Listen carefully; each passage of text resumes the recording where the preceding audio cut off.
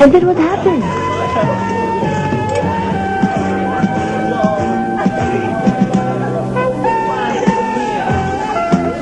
Hi, Arman.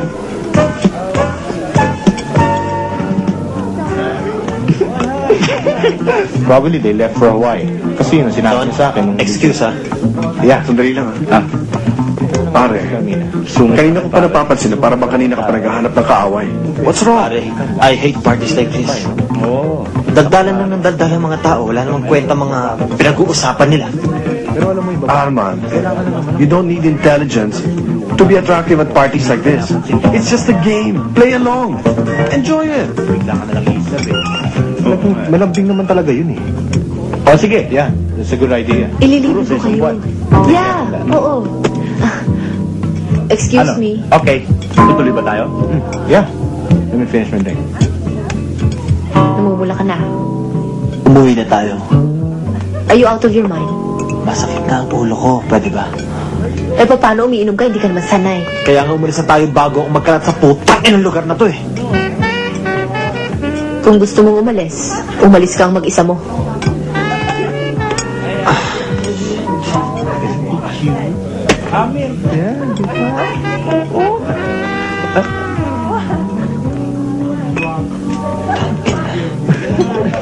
Oh, Arman, saan ka pupunta? Tawi-tawi.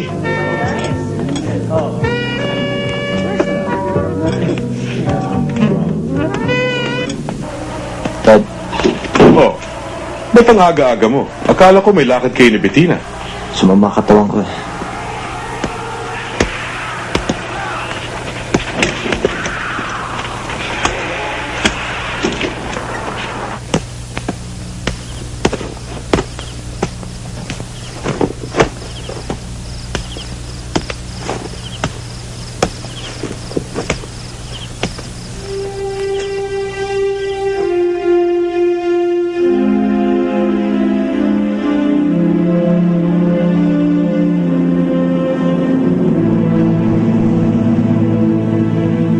Thank you, Eric.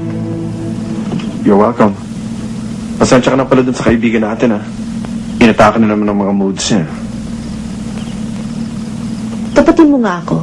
Meron bang ibang babae si Arman? Not that I know of. How stupid of me to even ask. Kayo nga palang mga lalaki. I may unspoken agreement. Come on. Listen, it's nice to have you back. Welcome home. Thank you. Good night. Goodbye.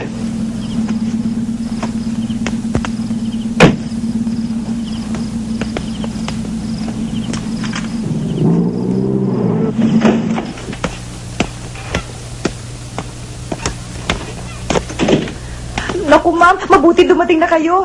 Ang Bakit? mami nyo. Ano nangyari? Natagpo ni Cynthia kanina, nadula sa banyo ng kanyang kwarto.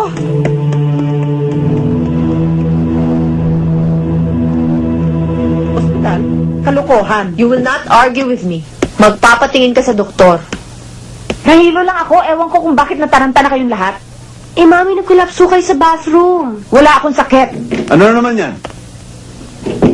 Eh, daddy, kasi inimatay ang mami eh. Kanina ko pa ako kayo tinatawagan sa cellular phone nyo. Kaso lang, naka-off naman. Kumusta naman ang pakiramdam mo? Mahaba pang buhay ko. Matagal ko pang mapapakinabangan yung ataol na binili mo para sa akin. Yan ang gusto ko sa'yo eh. Kahit na may sakit ka na, hindi pa rin nawawala ang sense of humor mo. Mag-iingat ka, Carmen. Hindi ka na bata. Bakit, Tito Ramon? Kailan niyo ba iningatan ng mami?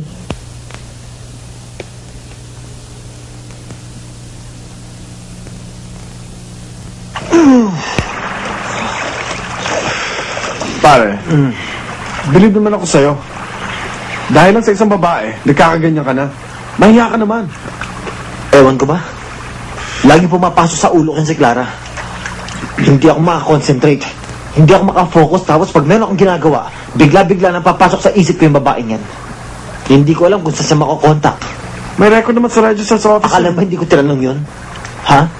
Eh, wala nga siyang iniwan na telephone number eh. Tapos yung address niya sa probinsya pa. Sa Leyte.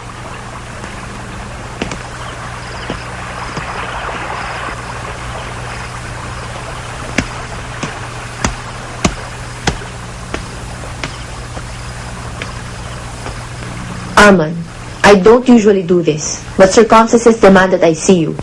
Pakiramdam ko iniiwasan mo ako. Oh, bakit ka naman gagawin yun? Kaya nga ako nandito para malaman ko. Parang naglolokohan lang tayo eh.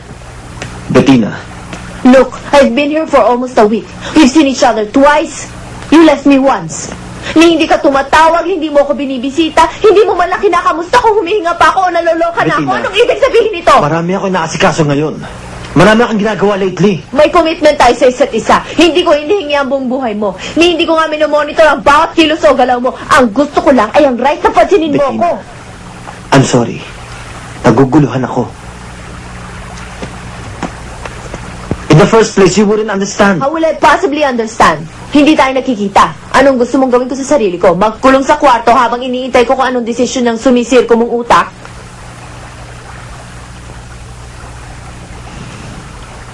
Kung ayaw mo na sa akin, sabihin mo lang. Bettina, pwede ba wag na muna natin pag-usapan to? Hindi ako makapag-isip. Gusto kong pag-usapan natin ito ngayon. Tin, may karapatan ako sa relasyon na ito. Arman, mahal kita. Nagpakatino ako sa Amerika dahil sa'yo. Nangako kang magpapakasal tayo pagka-graduate mo. I accepted your offer. Hindi naman ako sa naniningil ng pangako. Wala kang obligasyon sa akin. Hindi naman sa ganun. Kaya lang kung papasukin natin ang pag-aasawa, hindi ba mas maganda kung buo sa loob natin? At kung kumbinsido ako Kumbinsido kang gusto mo akong mapangasawa? Meron ka na bang ibang nakilala? Mahal mo bang babaeng yun? Hindi ko pa alam. Bettina, let's give each other time to think things over. Good enough.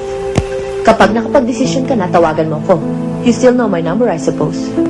Pero hindi ko magagarantiya sa'yo na kapag nakapag-desisyon ka na, ay nandyan pa rin ako. Wala akong plano maghintay sa'yo. Good night.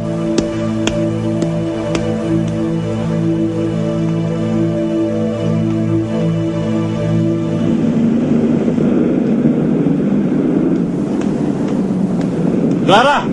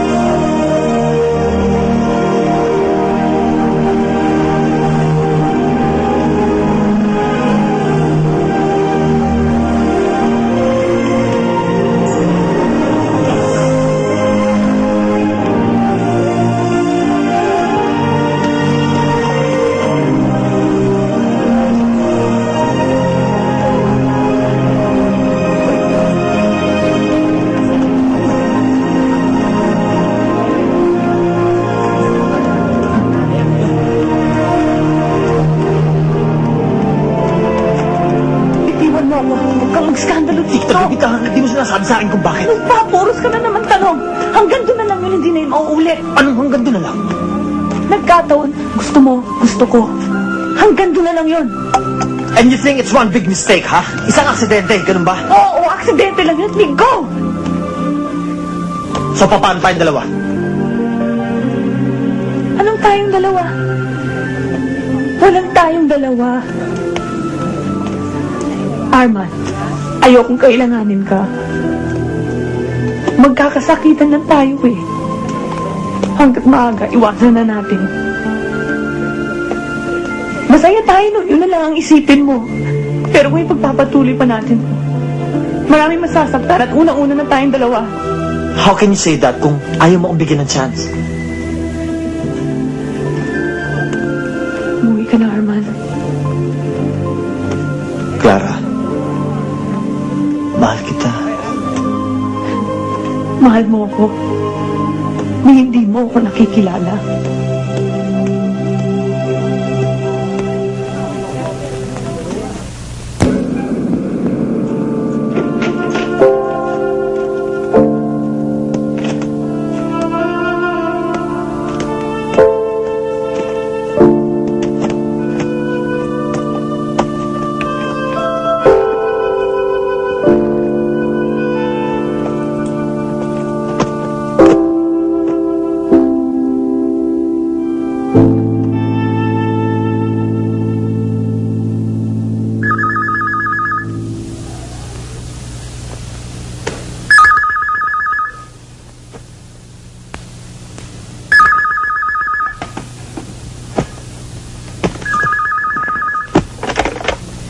Hello. Pumunta na ako dyan yan. Sandali.